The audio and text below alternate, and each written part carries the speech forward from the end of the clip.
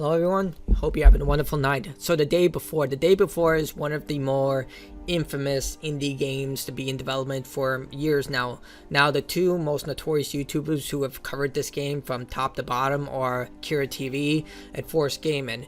Now a lot of people have issue with this game because of the way it's been presented over the years, mainly because of the trailers that were presenting the game in a way that just seemed very unrealistic. Even developers came out and were just like, this is impossible, considering the game is an MMO, open world, zombie survival game with a lot of metaverse elements to it, similar to like any other MMO game. But it was just a very confusing project that a lot of people were like wondering, how are they going to craft a game this monumental when companies like Ubisoft, Epic Games, and other huge AAA developers couldn't accomplish the same thing given their resources. They then pushed the game back. They had a huge issue with the game's name because a calendar company apparently had to register for the IP, and they had to take the game down because Valve doesn't want to deal with that type of situation. They also were hiring volunteers to work on the game, which was very confusing. Granted, they never took a penny of type of crowdfunding money, but they were seemingly over-promising a lot of stuff, and the gameplay trailers that came after the initial trailer just didn't really showcase the game in the best light. Granted, that's what happens. The first trailer usually is running on very high-end PC, something that people don't have regular access to, like the laymen or, you know, people who aren't insanely wealthy. So games tend to tone down as they get closer to release. But this game was just marred with a lot of issues, and it was supposed to have a beta, but it's only available to those who volunteer at the company, which makes no sense. And now we have this with the game's release date getting closer, December 7th, which is the same day that Avatar comes out, which is a bit strange because you're going, even though a lot of people don't seem to be hyped for Avatar, it's still a big Ubisoft game on a very popular IP. So you're releasing this game on the same day as Avatar, which is a bit confusing because December is a long month. You could have released it next week. But yeah, they asked that please don't accuse us of scamming, which I wouldn't call it a scam. If a game releases and you get the product, yeah, I don't think that's a scam. If they took your money and you didn't get what you paid for, that's a scam. But like for me, whenever I say scam, because that word is just thrown around so much that it kind of loses its value. For me, a scam is something where you pay for a product or a service and you don't get that product or service. For example, if you bought soda and then the person gave you water in return, you'd be like, well, I got scammed because I didn't get the product that I paid for. But in this case, we have to wait until the game comes out, but a lot of things just aren't adding up. And if the game doesn't release on December 7th, they're going to be in a lot of hot water. Like, they're going to lose all... They already have very thin trust with a lot of people.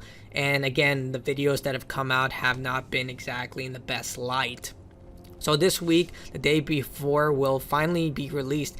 It's a day that has been riled up in the air for years following legal disputes, postponements, and claims that this open-world survival game is nothing more than vaporware.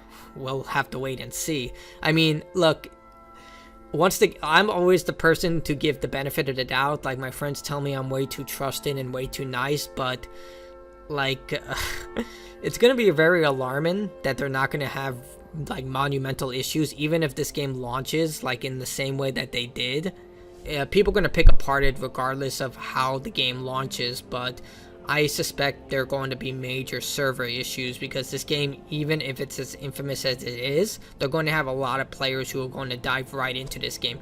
Heck, look at Fortnite. Fortnite recently had their Big Bang event, and people logging into the game has been very hard because you have to wait like 30-40 minutes to log into the game. Now it's better, but when the event was happening and about a day after the event, it was just such, you know, difficulty. Same thing for World of Warcraft. Like back in the day when I played World of Warcraft, when the Burning Crusades came out, it was a shit show. Just like with any new update. I've heard that it hasn't gotten any better.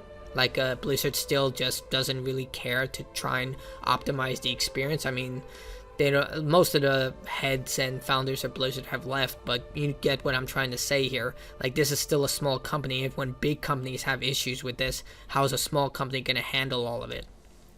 On Thursday, December 7th, we'll get our hands on the game after all this waiting, and we'll be able to finally find out if it was all just heated fever dream of the entire team.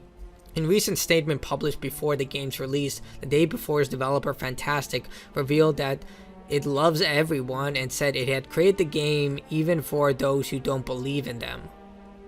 That's a very strange statement. We love everyone? Like that?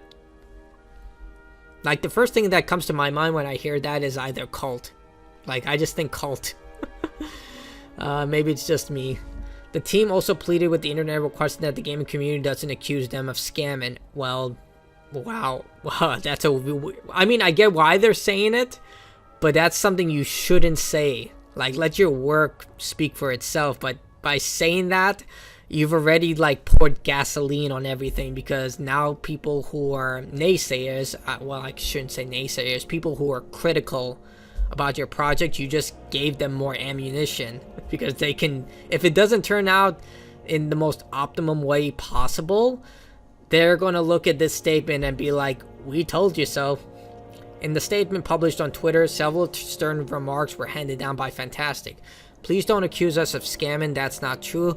We didn't take a penny from anyone. Please don't accuse us of asset flip. That's also not true. Our team worked night and day for 5 years to make our dream game a reality.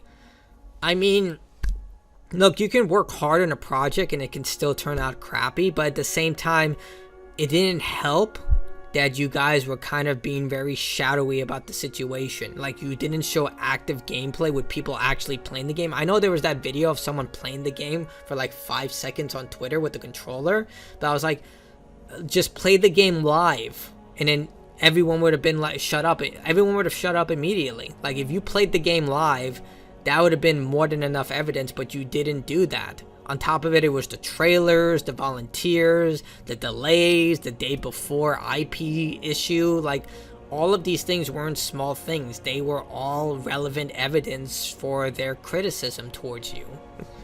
In a message to the community, Fantastic thanked the devoted fans who protected the company from injustice and fakes. Okay.